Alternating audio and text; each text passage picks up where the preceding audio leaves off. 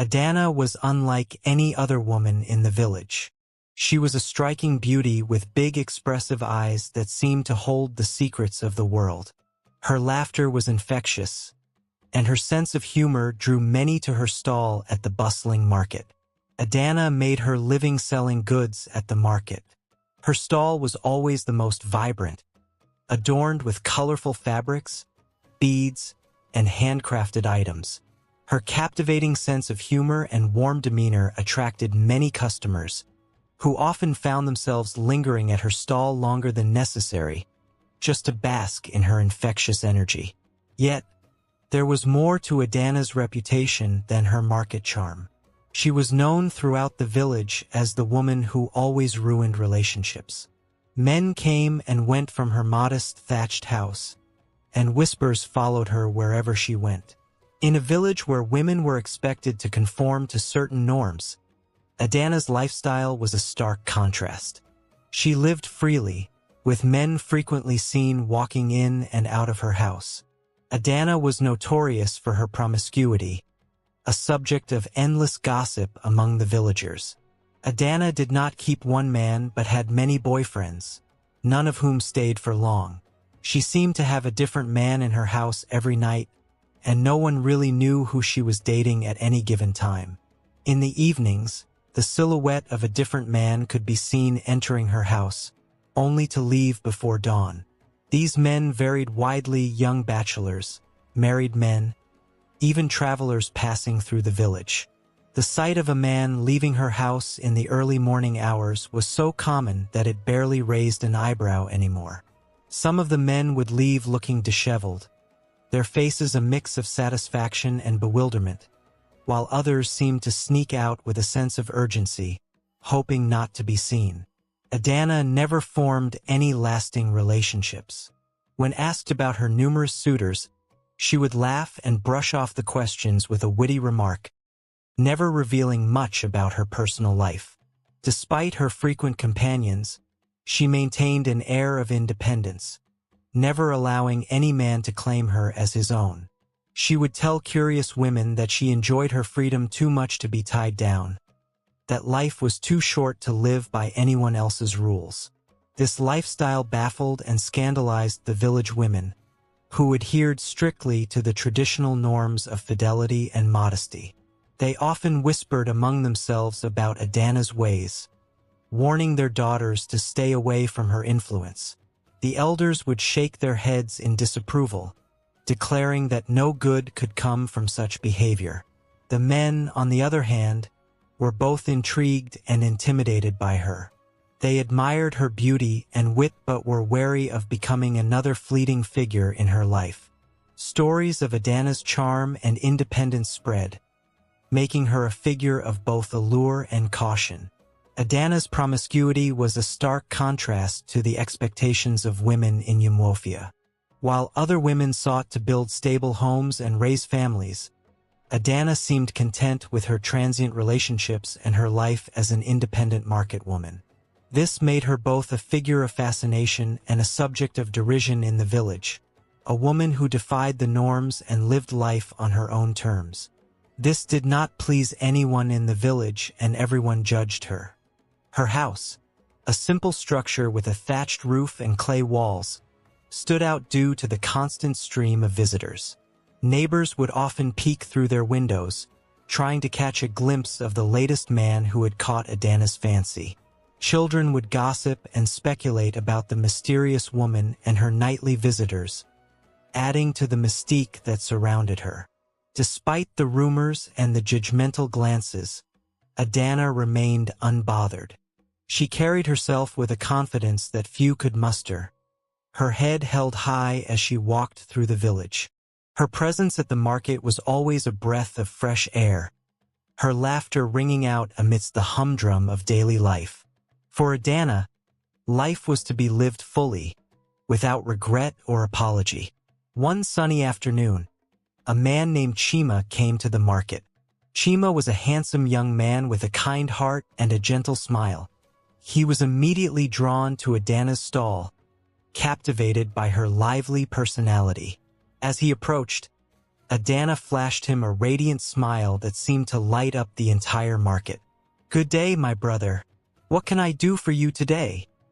She greeted him with a twinkle in her eye. Chima chuckled, feeling an inexplicable warmth spread through him. "Good day, Adana. I've heard about your famous market stall. I'm looking for some fabric for my mother."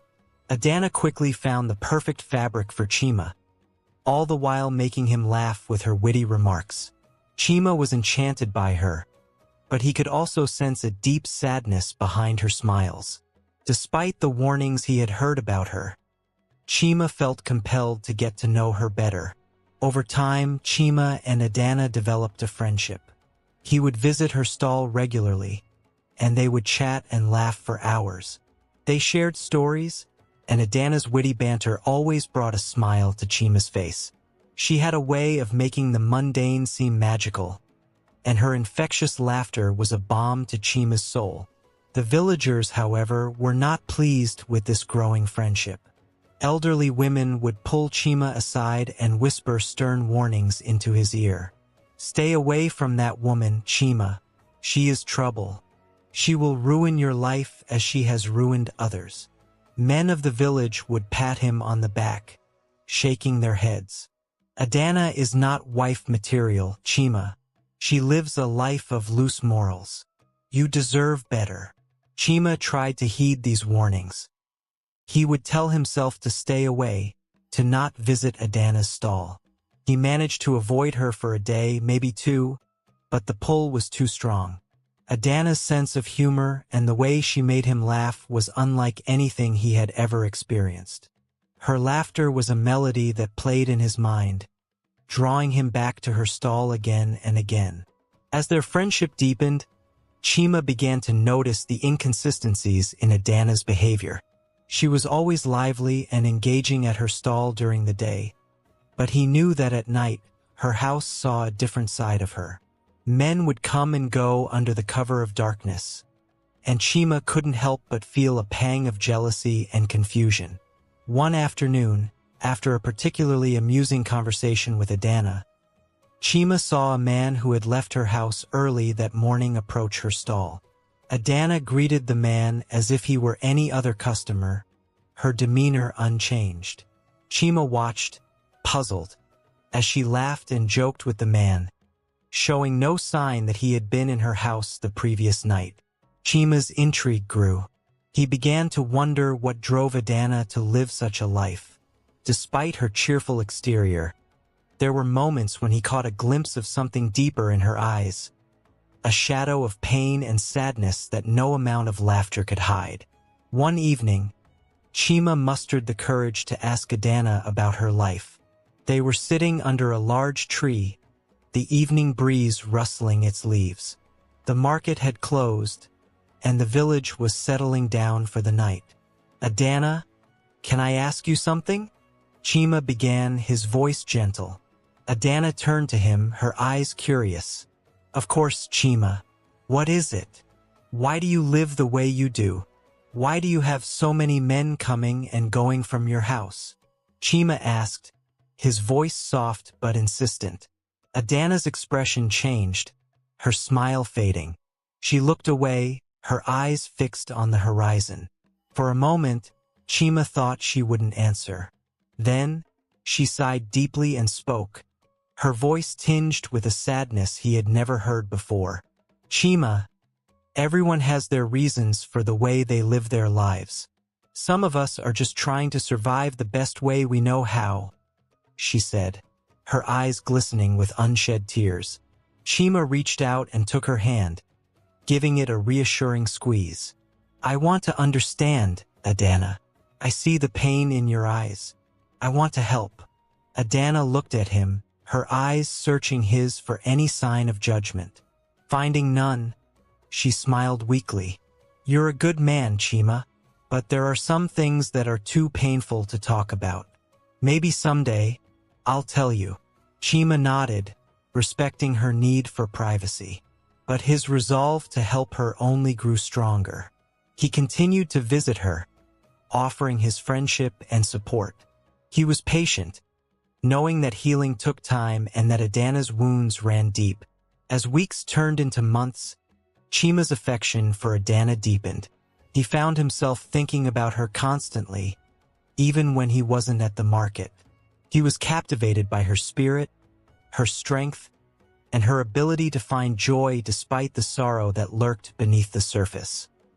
He began to realize that he was falling in love with her, despite the warnings and the rumors. One evening, Chima decided to visit Adana at her house.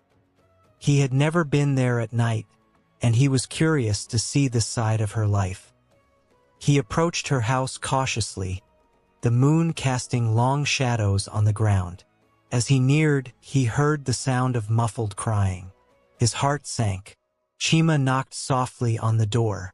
After a moment, Adana opened it, her eyes red and puffy from crying. She looked surprised to see him but didn't turn him away. "Chima, what are you doing here?" she asked, her voice trembling. "I came to see if you're okay," Chima said, stepping inside. "I heard you crying." Adana tried to smile, but it didn't reach her eyes. "I'm fine. It's nothing." Chima gently took her hand. "Adana, you don't have to pretend with me. I want to help you. Please, let me in." Adana hesitated, then nodded, leading Chima to a small sitting area. They sat down in silence, the weight of unspoken words hanging between them. Chima, concerned and wanting to help, gently asked, "Adana, what's wrong? Why are you crying?" Adana's demeanor abruptly changed.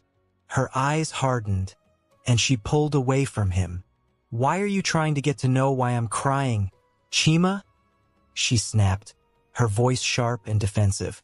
"You found me this way, and now you have a problem with it? Don't tell me how to live my life." Taken aback, Chima stammered, "I was just asking, Adana. I care about you." Adana's anger flared. "I've told you to stop asking questions about my life and respect my decisions.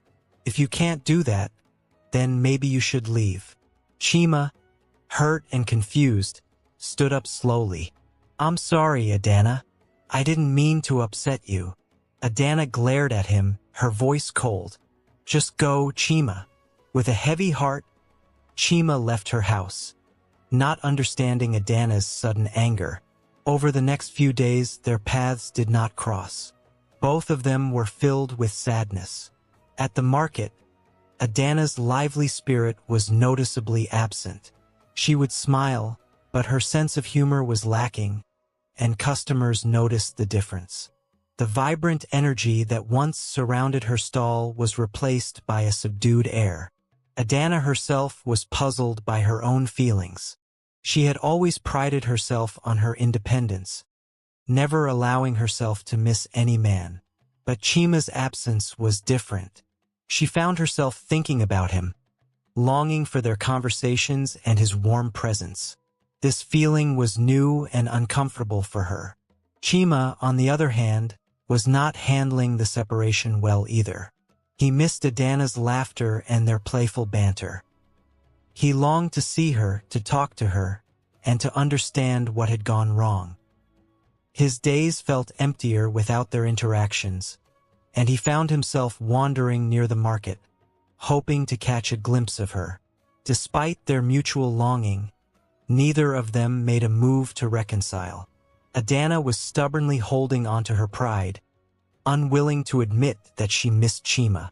Chima, meanwhile, was hesitant, unsure of how to approach Adana after their last encounter.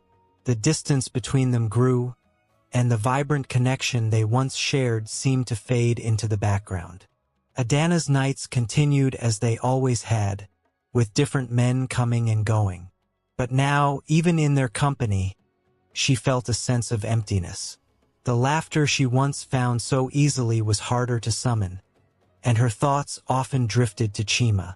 She didn't understand why he had affected her so deeply, but she couldn't shake the feeling of loss that had settled in her heart. As the days turned into weeks, both Adana and Chima struggled with their emotions. They were like two halves of a whole, each incomplete without the other. The village, too, sensed the change, whispering among themselves about the rift between Adana and Chima. Everyone wondered why the two no longer spent time together. Chima's family began to notice his withdrawn demeanor. They started asking questions, concerned about why he seemed so downcast when he had a wedding to look forward to with a princess from another kingdom. As the prince of Umwofia, Chima had always been humble and unassuming. He often mingled with the villagers in plain clothing, shunning his royal attire to experience life as an ordinary person. Even as a child, he loved going outside and would insist that the royal guards follow from a distance and never refer to him as the prince. He cherished these moments of normalcy, free from the responsibilities of royalty. This desire for a simpler life was what led him to the market that fateful day and ultimately to Adana. His family had no knowledge of his friendship with Adana, and they certainly didn't know that he was falling in love with her. Chima was betrothed to marry a princess from another kingdom, a match that was meant to strengthen alliances. But Chima's thoughts were consumed by Adana, and the more he tried to fight it, the stronger his feelings grew. Unable to bear missing Adana any longer, Chima decided to seek her out. He left the palace in his usual plain attire and headed to the market. When he couldn't find her there, he felt a pang of worry and decided to go to her home. As he approached, he saw her sitting outside, looking exhausted and worn. Concerned, he hurried over to her. "Adana, you don't look well. What's wrong?" Chima asked, his voice full of concern.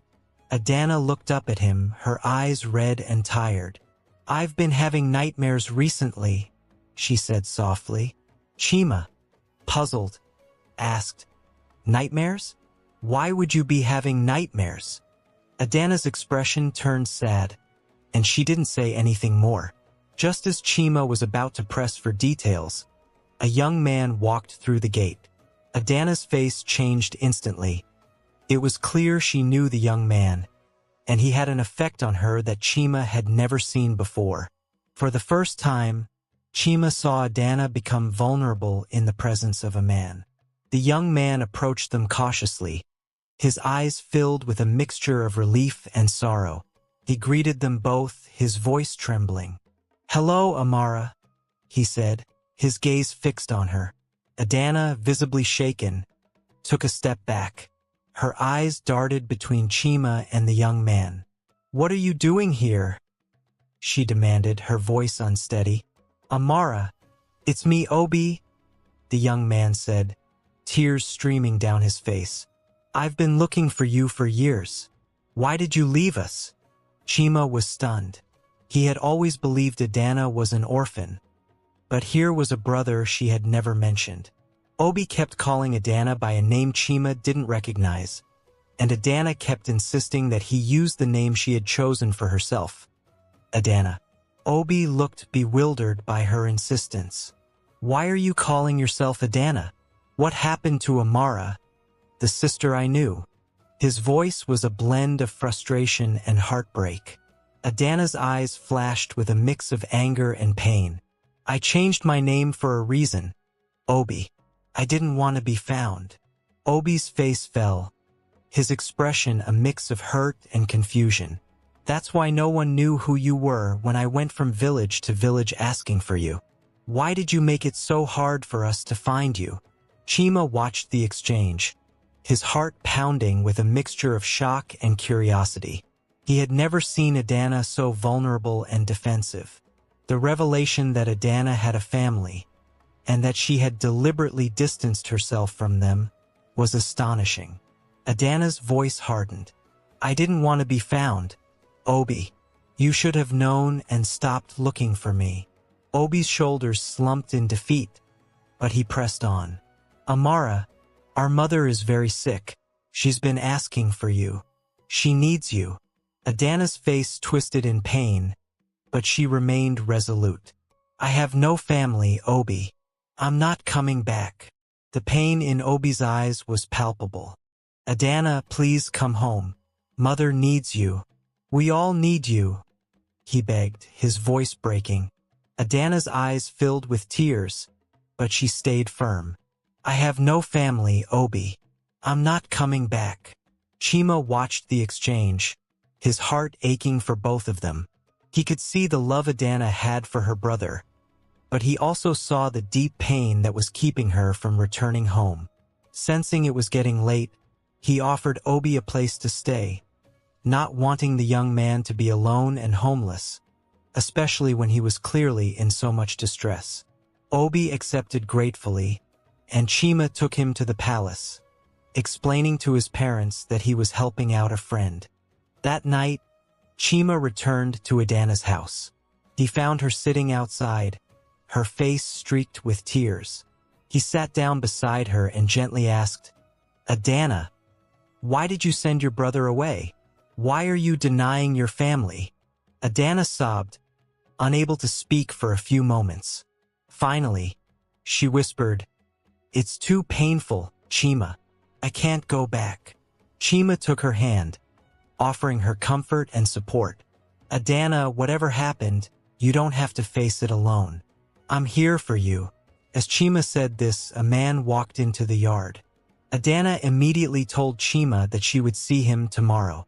Chima felt a sharp pain seeing Adana with another man, knowing what they were going to do. He watched helplessly as Adana went into the house, leaving him outside. Chima was heartbroken. In the days that followed, Obi continued to visit Adana, but he always used the name Amara, unable to adjust to calling her Adana. Each time he said Amara, Adana would flinch, a visible pain flickering across her face. She would correct him, insisting on Adana. But Obi struggled to comply, the name change a stark reminder of the sister he felt he had lost. Chima and Obi became unlikely allies, united in their mission to convince Adana to return home. Chima found himself more invested in Adana's life than he had anticipated, his own feelings growing deeper with each passing day. He made Obi promise not to reveal that he was a prince, knowing that the revelation could complicate matters further. Obi, initially surprised that Adana didn't know about Chima's royal status, agreed to the secrecy. One evening, as they walked back to the palace, Obi voiced his surprise. It's strange, you know? For someone who seems to care about you, she knows so little about you. Chima sighed, his thoughts heavy. Adana never wants to go to a man's house. She values her independence and keeps her distance. She never asked where I lived, and I respected that. But it makes it harder for me to connect with her. The weeks stretched on, filled with relentless pleading from both Chima and Obi. They visited Adana daily, each conversation a delicate dance of persuasion and patience. Chima would talk about the importance of family, the value of reconciliation, while Obi shared stories from home, painting vivid pictures of their mother and the life Adana had left behind. Adana remained resistant, her walls firmly in place. I built a new life here, she would say, her voice tinged with both defiance and fear. Going back means facing everything I ran away from. But gradually, cracks began to appear in her defenses. Chima noticed how she would linger longer in their conversations, her eyes softening when Obi spoke of their mother. The once unyielding resolve in her voice started to waver. One afternoon, as the three of them sat under the shade of a large tree, Chima took a deep breath and said, Adana, you don't have to face it alone. Obi and I will be with you every step of the way. Obi nodded, his eyes earnest. Amara, Adana, please. Mama needs you. We need you. Adana's eyes filled with tears, the internal struggle evident in her expression. She looked at Chima, then at Obi, and finally, with a heavy sigh, she said, All right, I'll go home. The relief that washed over Chima and Obi was palpable. They both smiled, their persistence finally paying off. But Adana's agreement was tinged with a deep-seated apprehension, her eyes betraying the fear she felt about returning to her past. Chima returned to the palace that evening, his heart lighter yet filled with new worries. He approached his parents, informing them of his decision to leave with Obi. His mother, the queen, looked at him with concern. "Chima, you have responsibilities here. Your wedding is approaching, and the kingdom needs you." Chima nodded, understanding the weight of her words. "I know, mother, but this is important. I need to help Obi." His father, the king, frowned. "You cannot neglect your duties, Chima. Remember your position." "I'll return soon," Chima promised. "I just need to make sure Obi gets home safely. He is going back home, so I am offering him support." Reluctantly, his parents agreed, though their expressions were filled with worry. They reminded him of his impending wedding, the union meant to strengthen ties with another kingdom.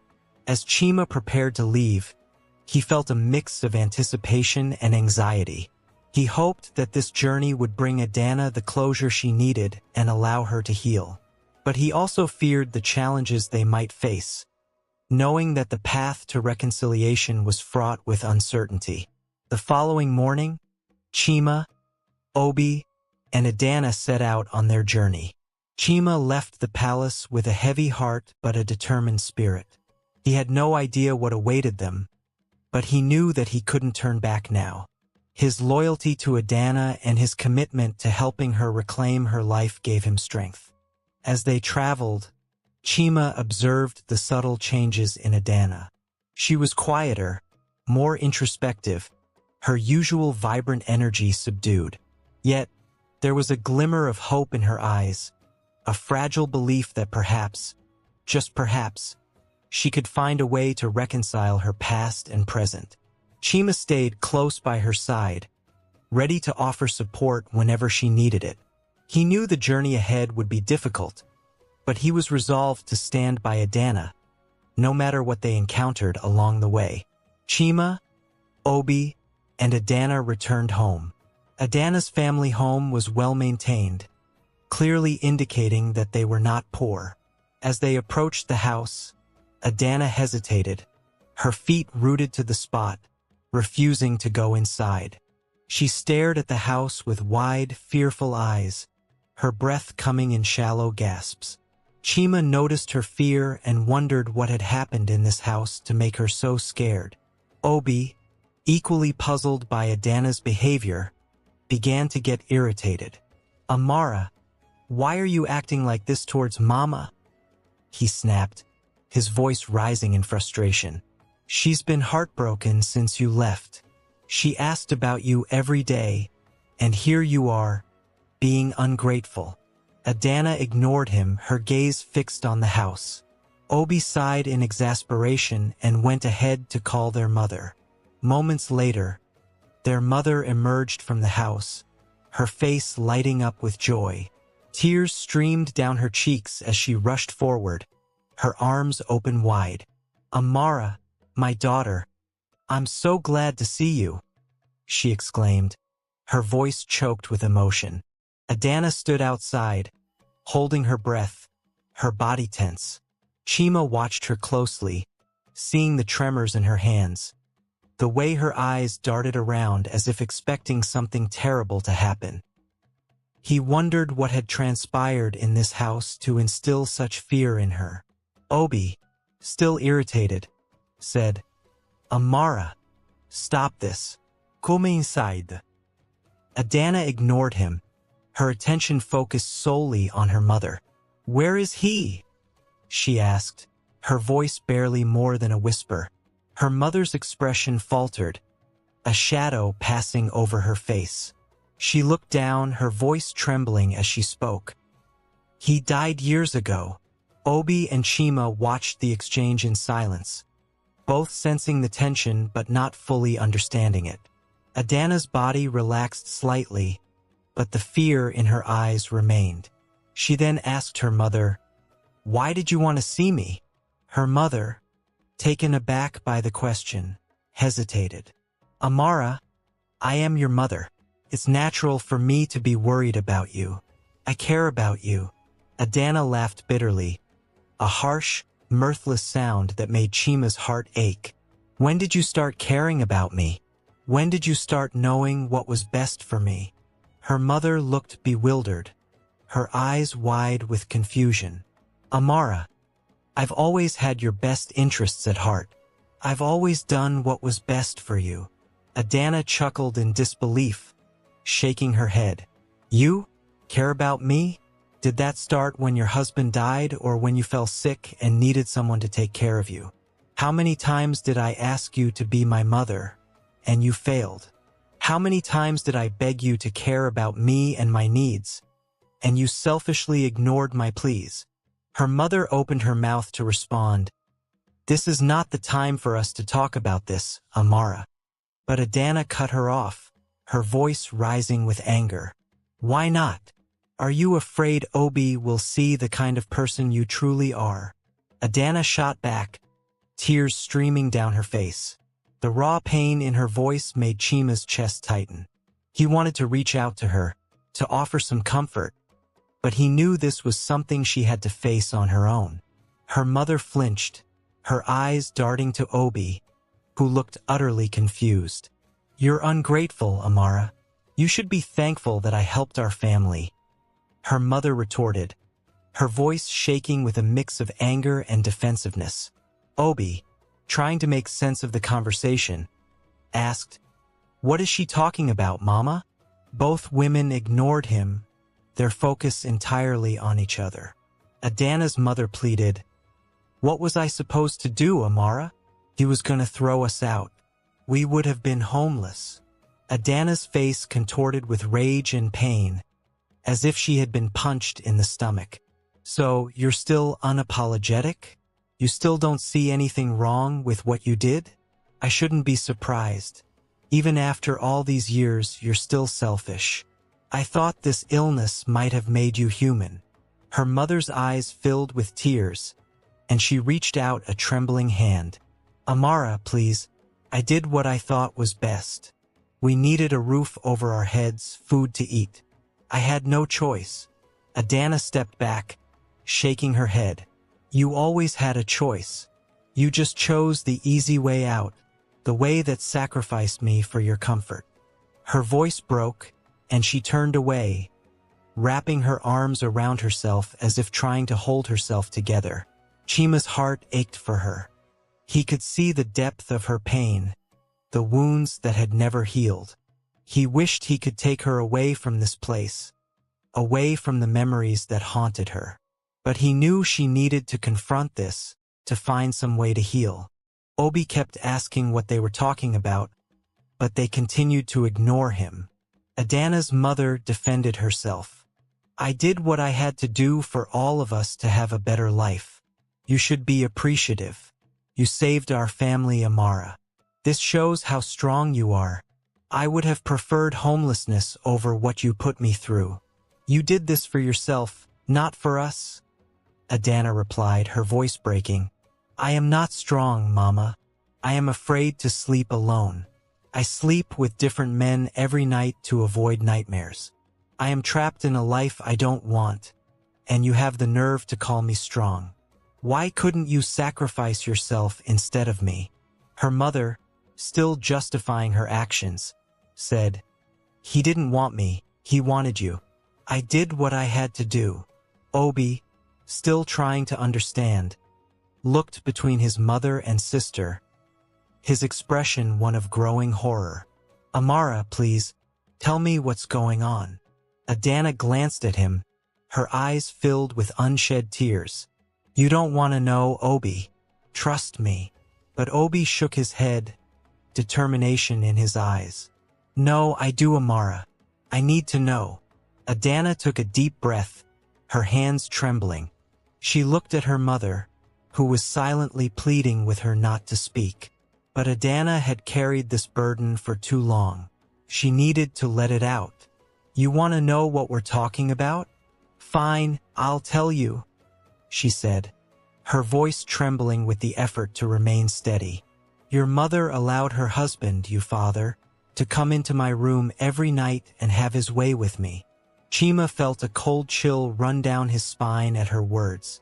Obi's face went pale, and he sank to the ground, unable to process what he had just heard. Adana's mother began to sob, covering her face with her hands. He was going to leave me, Amara. He told me to give you to him, or we'd be out on the streets, she cried. I chose to do what was best for all of us. Adana's eyes burned with tears. You could have gone back home, Mama. You didn't have to live on the streets. You could have loved me more than your comfortable life, she shouted, her voice breaking with emotion.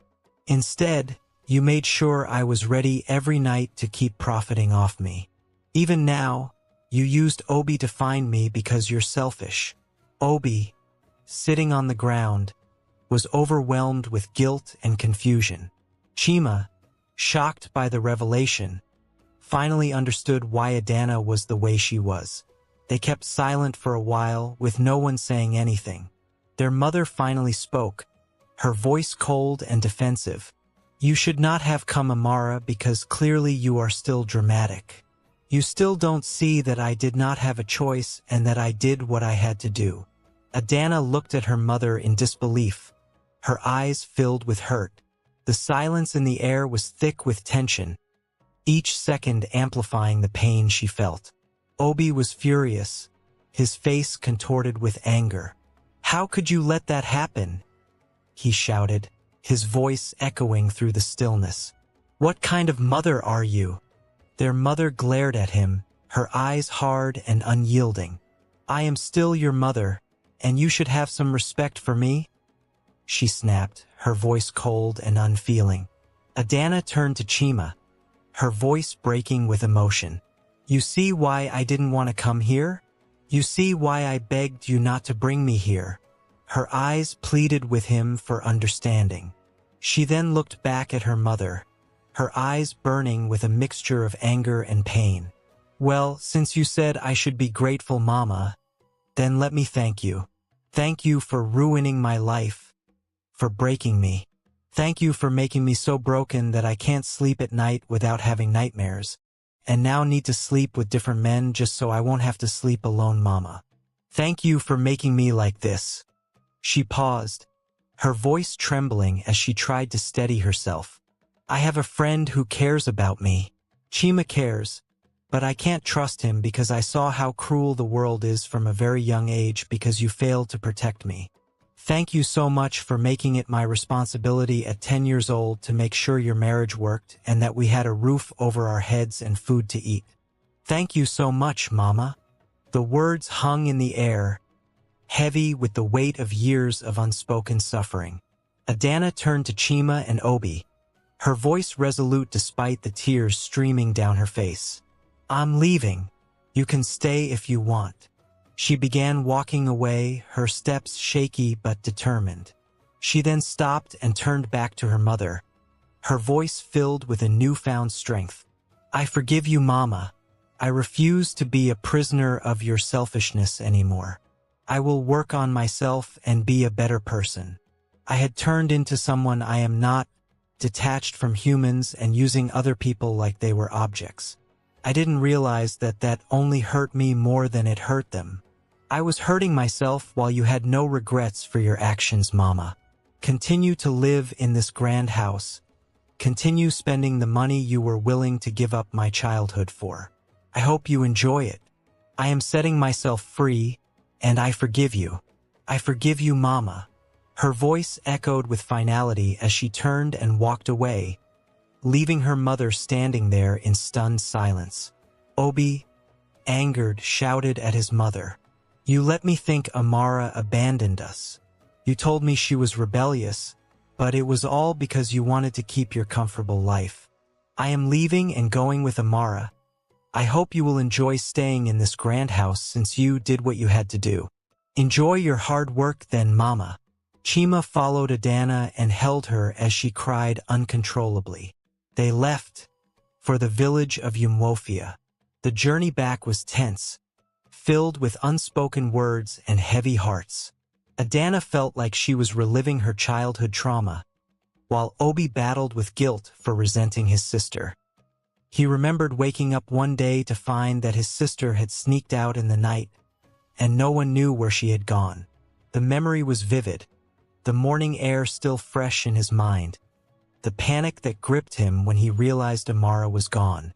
He remembered the happy child his sister used to be, her laughter filling their home with warmth and joy. Amara was always so protective of him, even with their parents. She never left him alone in a room with them, and he thought it was normal behavior. Obi loved how she loved him, her unwavering dedication and her sense of humor that could lighten any mood. He always laughed when he was with Amara, his hero, the one who always cared about seeing him happy, the one who was always there through it all. He knew how much she loved him, and he couldn't understand why she had left without saying anything. For years, he was angry at her, resentment building up as their mother kept fueling that anger, bad-mouthing Amara at every opportunity. She painted Amara as rebellious, ungrateful, and selfish, and Obi believed her, not knowing the true depth of his sister's pain. Now that he knew what had caused Amara's departure, he was filled with sadness and guilt. He felt like he had failed his sister. He should have seen that something was wrong. He should have seen that when his sister kept running away from home, it was a cry for help. Yes, he was young, but he should have asked. Amara always asked him when she noticed something was wrong and kept pressing until he told her. So why didn't he do the same? Why didn't he push harder to understand her pain? Obi battled with these thoughts as they made their way to Umuofia. His whole life had changed in just a matter of hours, the weight of the truth pressing heavily on his heart. The journey was silent, each of them lost in their own thoughts, the gravity of the past hanging over them like a dark cloud. Obi felt an overwhelming sense of regret and sorrow. He thought of all the times Amara had protected him, the lengths she went to ensure he was safe and happy. He recalled her laughter, her comforting presence, and her relentless love. How could he have been so blind to her suffering? How could he have let his mother's words poison his mind against the sister who had sacrificed so much for him? As they neared Umuofia, Obi's resolve strengthened. He would make things right with Amara. He would support her and help her heal, just as she had always done for him. His heart ached for the years they had lost, but he was determined to make up for them. The journey to Umuofia was not just a physical one, but an emotional one as well. A journey of understanding, forgiveness, and the rekindling of a bond that had been nearly destroyed by lies and deceit. Chima, on the other hand, felt defeated. He had been holding Adana all this while, not knowing what to say to her. The words he wanted to express felt inadequate in the face of her overwhelming pain. Instead, he just held her, letting her know through his silent presence that he was there for her, offering a steady shoulder to lean on. Their journey back to the village was quiet, the silence heavy with unspoken emotions. Adana clung to Chima, her tears slowly subsiding as the reality of her confrontation settled in. Obi walked beside them, lost in his own thoughts and regrets, a new determination forming in his heart. Once they returned to the village, Adana and Obi began the difficult process of rebuilding their relationship. There were many wounds to heal, many apologies to be made, and much trust to be restored. It was not an easy journey, but with patience and effort, they started to find their way back to each other. They spent hours talking, reminiscing about happier times, and slowly piecing together the fragments of their broken bond. Adana, with the support of Obi and Chima, embarked on a journey of healing. She decided to reclaim the name Amara, the name that had once been a source of pain and suffering. It was a symbolic step, a way to take back her power and no longer run from her past. Amara knew it would take time for everyone to get used to her name being Amara again, but she was ready for the challenge. The healing process was slow and often painful. Amara confronted her memories and traumas, facing them head-on rather than hiding from them. She found solace in talking about her experiences, slowly peeling back the layers of hurt and finding the strength to move forward. Obi and Chima stood by her side throughout this journey. They encouraged her, supported her, and celebrated her small victories. Their presence was a constant reminder that she was not alone, that she had people who loved and believed in her. As Amara reclaimed her identity and found peace within herself, she started to dream again. She envisioned a future where her past did not define her, but rather shaped her into a stronger, more compassionate person. She knew the road ahead would still have its challenges, but she was ready to face them with courage and resilience. As Chima returned to the palace, his parents reminded him that his wedding was fast approaching. His future bride, a charming and excited young woman, had been eagerly awaiting his return. This was their time to bond and prepare for their future together. Despite the circumstances, Chima's heart remained with Amara. He tried desperately to put her out of his mind, convincing himself that now that she was on her way to healing, he could fulfill his familial duties. The transformation from Adana to Amara was a significant step for her, a reclaiming of her power and identity. Though it took Chima some time to adjust to calling her by her reclaimed name, he supported her journey wholeheartedly. He was committed to ensuring she healed and moved forward, even if it meant stepping back from her life. Chima had always known that he was betrothed to the princess. It was a path laid out for him long before he met Amara. The weight of his responsibilities as the future king loomed large, and he resolved to do what was expected of him. He made the difficult decision to marry the princess and focus on his royal duties, trying to suppress his feelings for Amara. He stopped going to see Amar and Obi in the hope that his feelings for her will disappear. He did not tell them anything but just stopped going. Meanwhile, Obi and Amara were rebuilding their relationship, rediscovering the sibling bond that had been severed by years of pain and misunderstanding. Obi noticed a change in his sister. She seemed less joyful, a shadow of her former self. He suspected that Chima's absence was the cause. Obi had seen the love in Chima's eyes and the way he cared for Amara, and he knew his sister felt the same way. Determined to understand why Chima had stopped visiting, Obi decided to go to the palace and confront him. Amara, too, felt the void left by Chima's absence. She had been reluctant to know much about his life before, but now she was driven by the need for answers. The peaceful, albeit chaotic, life she once had was disrupted by Chima's presence.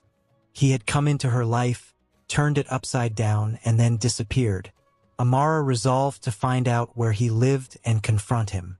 She wanted to demand an explanation for his sudden disappearance, for daring to make her feel things she had long since buried, and then abandoning her. Obi went to the palace and asked to see Chima. When he was finally allowed inside, he was shocked to find Chima with the princess. Chima, noticing Obi's presence, excused himself and approached his friend. Obi, taken aback by the situation, immediately questioned Chima about his sudden absence from their lives. "Why haven't you come to see us?" Obi asked, his voice tinged with frustration. "Amara is no longer happy. She's been asking where you are, and I've kept that information from her out of respect for you. If you've moved on, why didn't you let us know so she can move on with her life too?" Chima looked conflicted, the weight of his royal responsibilities clear on his face.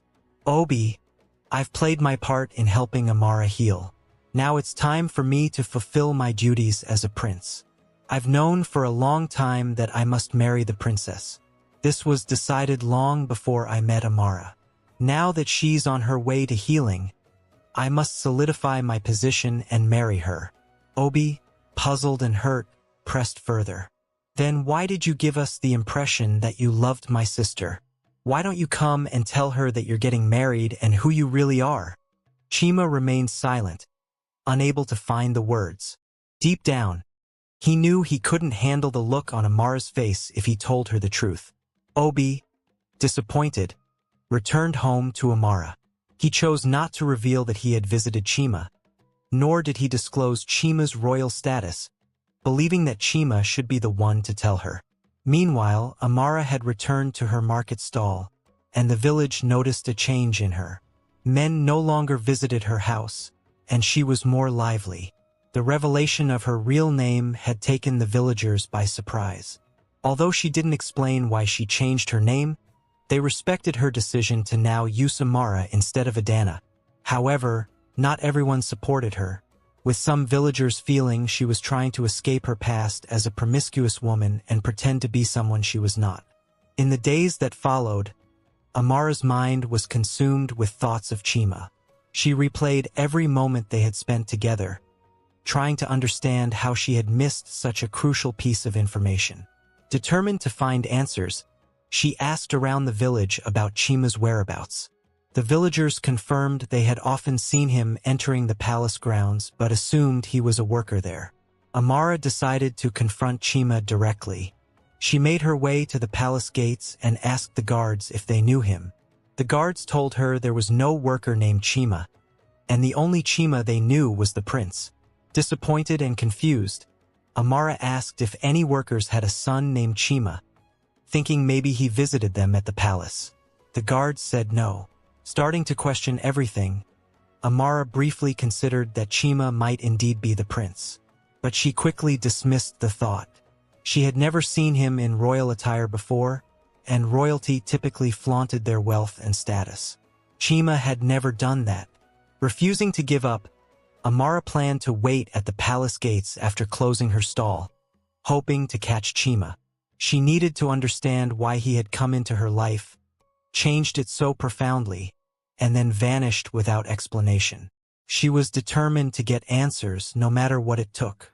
One sunny day while Amara was at her stall, she heard the unmistakable sound of royal horns echoing through the village. Everyone knew that this heralded an important event involving the royal family. Villagers immediately stopped what they were doing and hurried toward the source of the commotion, eager to see what was happening. Amara, however, had never been interested in royal affairs. She remained at her stall, ready to serve anyone who shared her indifference to the royal spectacle. As the crowd surged forward, Amara noticed the throng moving closer to her stall. Curiosity piqued. She stood up and peered over the heads of the gathering villagers. Amidst the sea of people, she saw a figure that made her heart skip a beat.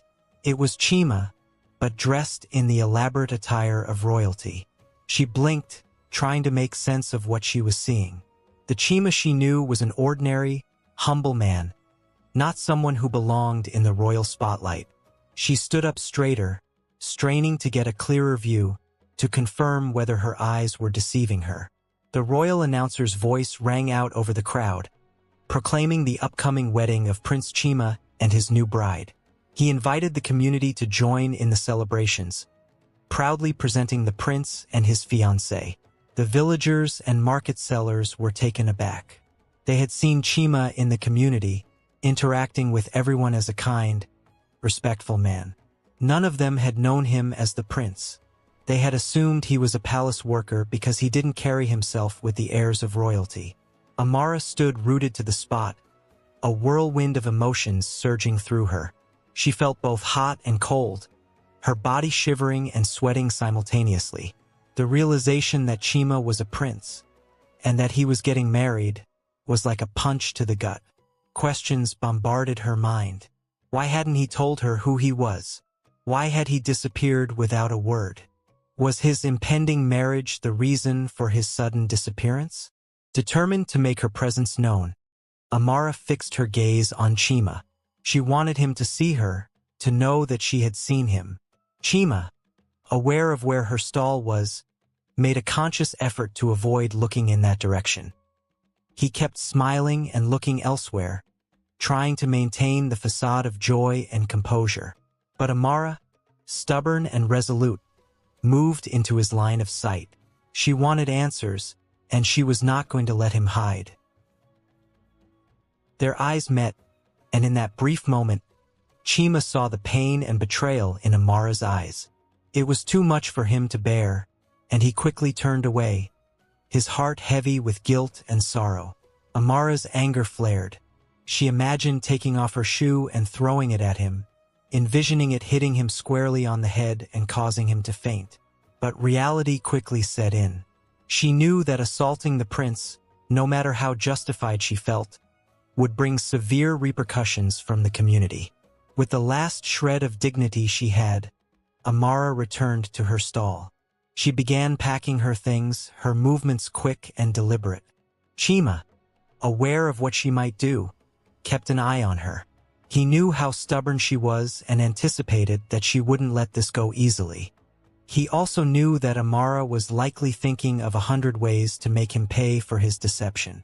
It was that very stubbornness and spirit that he had fallen in love with.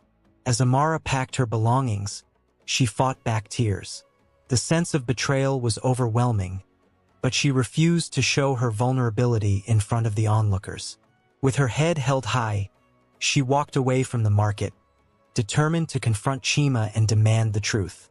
She couldn't understand why he had kept such a monumental secret from her and why he had disappeared without a word. Her mind raced with thoughts of how to get the answers she needed and the justice she deserved. Princess Nena, oblivious to Chima's inner turmoil, continued basking in the sheer joy of having won the man all other princesses coveted. She relished the attention and the admiration from the crowd, confident in her newfound status. Meanwhile, Chima, feeling the weight of his deceit and the sight of Amara's hurt, turned his gaze towards her stall, hoping for a glimpse of her. Not seeing her there, he anxiously scanned the crowd until he finally spotted Amara walking away, her posture rigid with anger. His heart shattered, knowing he had hurt her deeply. Despite his growing despair, Chima knew he couldn't abandon the parade without incurring his parents' wrath. He remained, his heart heavy, trying to focus on his duties. Chima and Nena mingled with the crowd, as was expected of them. They were to be the future leaders of the community, and this was part of their role. However, Chima's mind was elsewhere. He couldn't shake the image of Amara's pained expression. Determined to avoid any further encounters with her, he cut their village tour short and led the group back to the palace. Nena, still on a high from the day's events, excitedly recounted their journey through the village to Chima's parents. She described the beauty of the village and how wonderful it was to meet the people they would one day lead. Chima, however, sat in silence, barely hearing a word she said. His mind was consumed by thoughts of Amara. His family noticed his distraction and, concerned, asked if he was feeling all right. Chima, unable to endure the situation any longer, asked to be excused and left the room. Obi remained silent, a guilty look on his face. Amara, noticing his expression, demanded to know if he had known the truth. With shame, Obi admitted that he had known for some time about Chima's true identity and his upcoming marriage. He explained that Chima had asked him not to tell her, fearing it would complicate things when they were on their way home. Amara's heartbreak deepened, but she steeled herself, reminding herself that she had endured worse. Determined not to let Chima off easily, Amara vowed to attend the wedding celebrations. She would make sure Chima knew the pain he had caused her.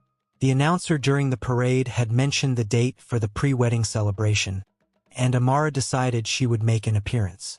She selected one of the finest fabrics from her stall and crafted a stunning dress. She wanted Chima's heart to race and his throat to tighten when he saw her. She envisioned him choking on his food and feeling the full weight of his deceit. As Amara sat down to sew, she felt a surge of determination. Each stitch she made was precise and deliberate, reflecting her resolve to face Chima with strength and dignity. The fabric she chose was a deep, rich color that complemented her complexion perfectly. It was a bold color, one that demanded attention and respect. Amara wanted to show Chima that she was not broken, that she was a woman of strength and resilience. With each stitch, memories of Chima flooded her mind. The joy of their time together, the laughter, the shared dreams. It all seemed like a cruel illusion now. But she reminded herself that she had been through worse. A man, no matter how charming or deceitful, was not bigger than the problems she had faced. She had survived heartbreak before, and she would survive this too. Amara's thoughts were a whirlwind of emotions. She felt anger and betrayal, but also a fierce determination to show Chima that she was stronger than the pain he had inflicted. She wanted him to feel the weight of his deceit pressing down on him, making it hard for him to breathe, to swallow, to maintain his facade. She wanted him to know that his actions had consequences and that she would not be easily forgotten or dismissed. As she sewed, Amara imagined the scene at the celebration. She pictured Chima's reaction when he saw her in the stunning dress she was creating. She envisioned his heart racing, his throat tightening, his eyes widening in shock and regret. She wanted him to feel the full impact of his betrayal. She hoped he would choke on his food, his face turning red with embarrassment and discomfort, the entire court witnessing his humiliation.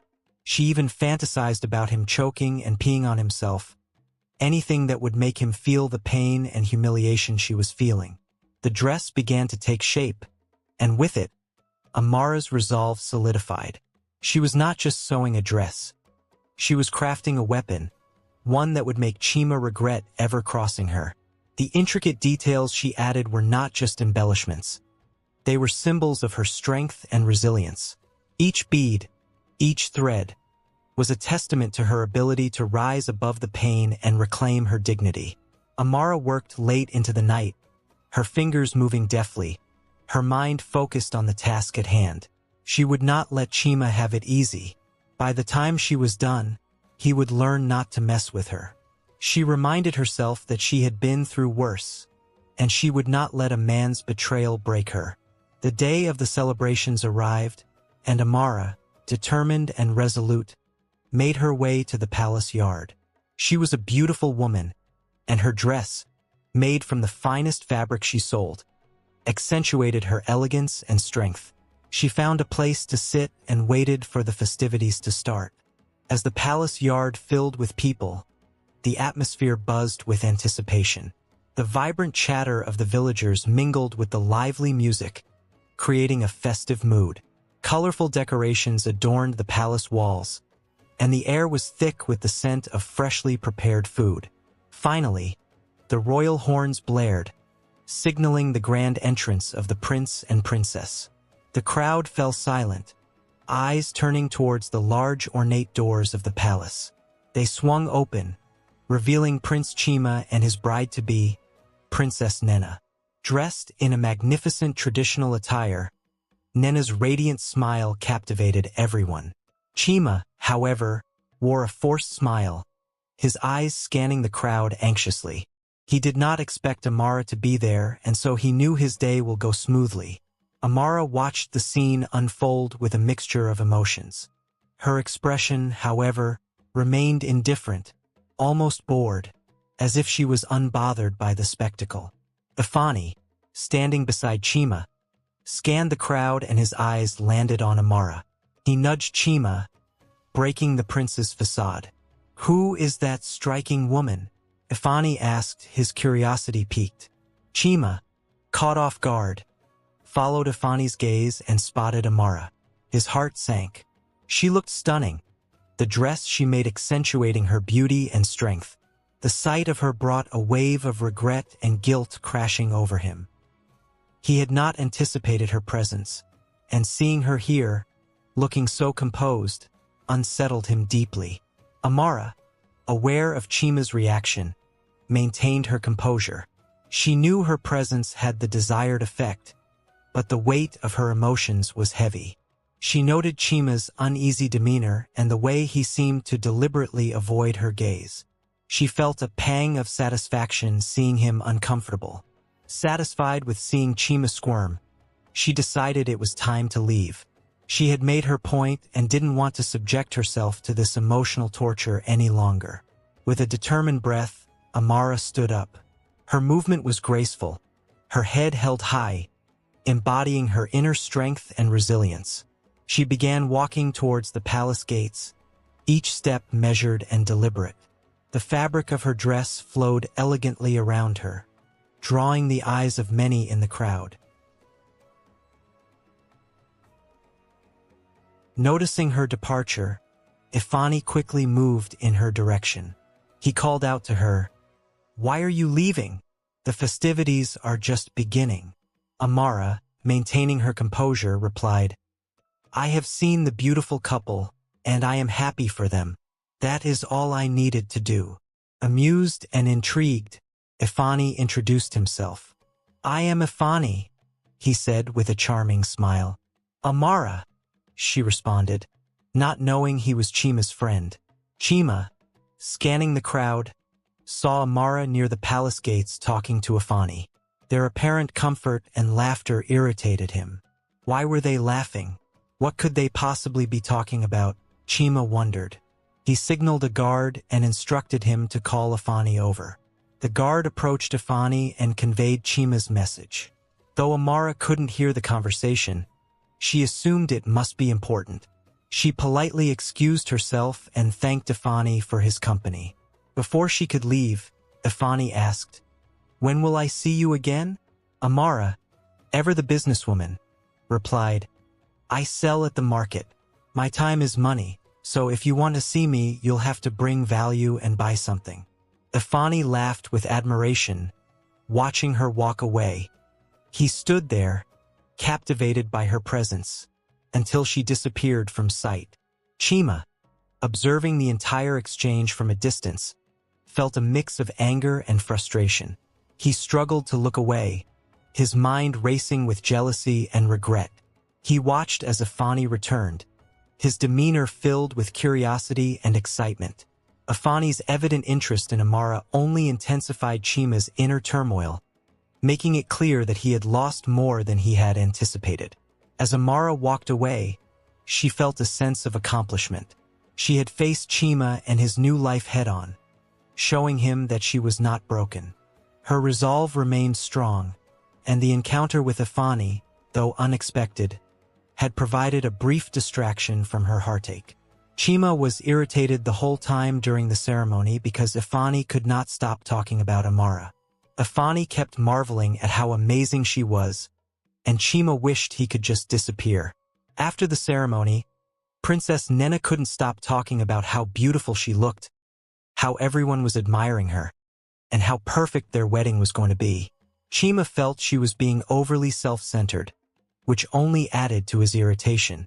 Ifani's constant chatter about Amara continued, and Princess Nena, clearly excited by the prospect, started suggesting double dates with Ifani and the woman he kept raving about. "Oh, it would be wonderful. We could get to know Ifani's Amara better. What do you think, Chima?" Nena said, her eyes sparkling with excitement. Chima forced a smile, barely able to conceal his frustration. He could feel his patience wearing thin. Every time he tried to leave, his father would tell him to sit down, keeping him trapped in the conversation. "I think it's a splendid idea," Ifani added with enthusiasm. "Amara is truly fascinating. I want to spend more time with her." Chima's grip on the armrest tightened. He glanced at Ifani, who seemed oblivious to his discomfort, and then at Nena, who was blissfully unaware of the tension in the room. "Ifani, why don't you just go see her now?" Chima suggested, trying to hide the annoyance in his voice. "I plan to," Ifani said with a grin. "In fact, I don't think I'll be leaving this village anytime soon. There's just too much to explore, and Amara, well, she's worth every moment." Chima's father, noticing the tension, looked at his son sternly. "Chima, sit down. We are not finished here." Chima sighed, resigning himself to endure the rest of the evening. He could feel his irritation growing with each passing minute. Ifani's relentless praise of Amara and Nena's self-centeredness made the situation unbearable. As the evening dragged on, Chima's thoughts kept returning to Amara.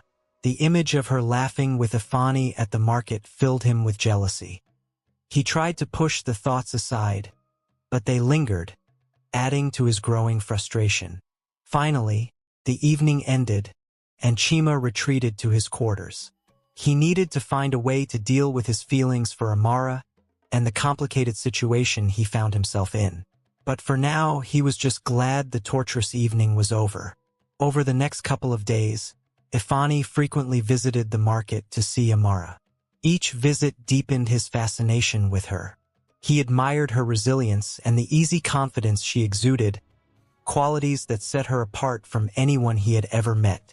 Ifani found himself drawn to the way Amara carried herself, her every move filled with a quiet strength. She was not just a beautiful woman. She was a force of nature, someone who faced life's challenges head-on. At the market, Amara was in her element. She skillfully managed her stall, engaging with customers with a warm smile and a sharp wit. Ifani loved watching her interact with others, noting how her eyes sparkled with intelligence and humor. She had a way of making people feel at ease, effortlessly charming those around her. Despite Ifani's growing affection, Amara's heart remained tethered to Chima. She tried to push thoughts of him aside, focusing instead on the present and the joy she found in Ifani's company. He made her laugh, a sound that felt foreign to her after so much heartache. Yet, in the quiet moments when the market slowed, she found her thoughts drifting back to Chima. Amara appreciated Ifani's attentions, recognizing his genuine interest and kindness. She enjoyed their conversations, which often stretched into the late afternoon, as they discussed everything from village life to their personal dreams and aspirations. Ifani had a way of making her feel valued and seen, a stark contrast to the turmoil she felt when thinking of Chima. Ifani, on his part, found himself eagerly anticipating his visits to the market. He loved how Amara made him laugh without even trying, her sense of humor a refreshing change from the often serious conversations he had at the palace. He admired her determination and the way she navigated her business with such efficiency and grace. Every evening, when Ifani returned to the palace, he would recount his day to the family, his stories inevitably circling back to Amara. He spoke of her with such enthusiasm that it caught everyone's attention. Princess Nena, in particular, seemed delighted by the idea of her wedding being the catalyst for such a charming romance. As Ifani's tales of Amara continued, Chima found himself listening with a mix of emotions. He knew firsthand how easy it was to fall in love with Amara, and each word from Ifani felt like a dagger to his heart. The more Ifani spoke, the more Chima realized the depth of his own feelings. Every time Ifani returned from the market, he would regale the family with stories about Amara and his time spent with her. Chima, knowing how easy it was to fall in love with Amara, saw the necessity of telling his friend about his feelings. He waited for a moment when he was alone with Ifani. Taking a deep breath, Chima confessed, "Ifani, I need to tell you something important. I am in love with Amara. I only agreed to marry Princess Nena because it was my duty and because I knew my family would never accept Amara." Ifani was taken aback. "Why didn't you tell me this before? Why let me spend so much time with her?" he asked, visibly shocked. Chima explained, "I thought my feelings for Amara would fade over time, but they haven't. It's been torture seeing you get close to her." Understanding the depth of Chima's turmoil, Ifani nodded. "I get it now.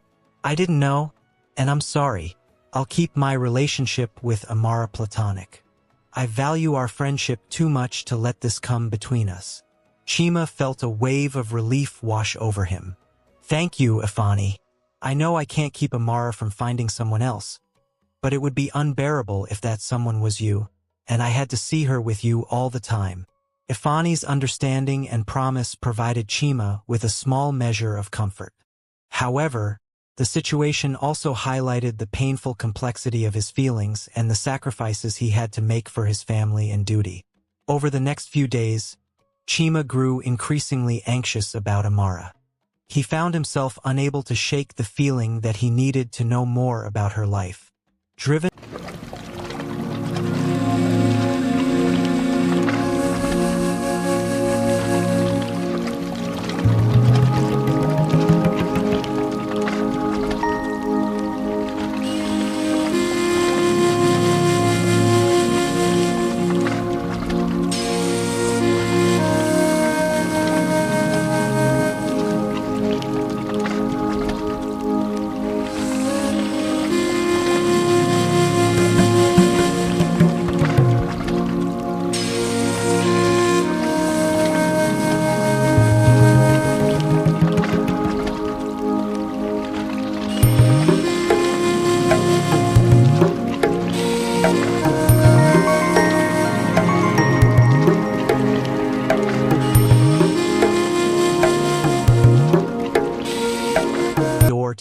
several guards standing outside. They pushed past her, immediately starting to pack up her belongings. Bewildered and frightened, Amara demanded to know what was happening. "Why are you doing this? What have I done wrong?" Amara's voice trembled as she tried to comprehend the situation. The lead guard, without emotion, responded, "By order of Prince Chima, you have been banished from the kingdom. You must leave immediately." Amara's heart sank. She felt as if she had been punched in the stomach, her knees becoming weak. She sank to the ground, overwhelmed by shock and disbelief. Obi, equally bewildered, tried to reason with the guards, but their efforts were in vain. The guards continued to pack their belongings, indifferent to the pleas and confusion. The commotion soon woke the neighbors, who gathered outside Amara's house, whispering amongst themselves. They watched in shock as Amara's possessions were thrown out, their curiosity and concern growing with each passing minute. Why would Chima do this? Obi kept asking, his voice desperate for answers. "We have done nothing wrong. Why would he banish us in the middle of the night?" Amara, struggling to hold herself together, could only shake her head in response. She was numb, unable to understand why Chima would do something so cruel. He had made it clear that he did not want her, and though it hurt deeply, she had accepted it. But to banish her in the middle of the night, knowing she and Obi had nowhere to go, felt like an unbearable betrayal. Gathering her strength, Amara stood up. With tears streaming down her face, she begged the guards for a chance to speak with Chima, hoping to understand why he would do this. But her pleas fell on deaf ears. The guards remained resolute, their orders clear and unyielding. As she gathered her belongings, Amara felt a profound sense of loss. This house represented more than just a place to live. It was a symbol of her resilience and independence. It was where she had begun to heal from her past, where she had built a life she was proud of. The thought of leaving it all behind, of starting over again, filled her with a deep, indescribable pain. With the last of her belongings packed, Amara and Obi were escorted out of the house. Amara took one final look at the place she had called home, the place where she had fought to reclaim her dignity and build a life free from her past. The tears continued to fall as she and Obi walked away, the weight of the loss pressing heavily on her shoulders. As they walked into the night, Amara's heart ached not just for herself, but for the life she had built, the dreams she had nurtured, and the stability she had fought so hard to achieve. The path ahead seemed uncertain and daunting, but with Obi by her side, she knew she had to find the strength to keep moving forward. Together, they walked away from the only home they had known, into an uncertain future.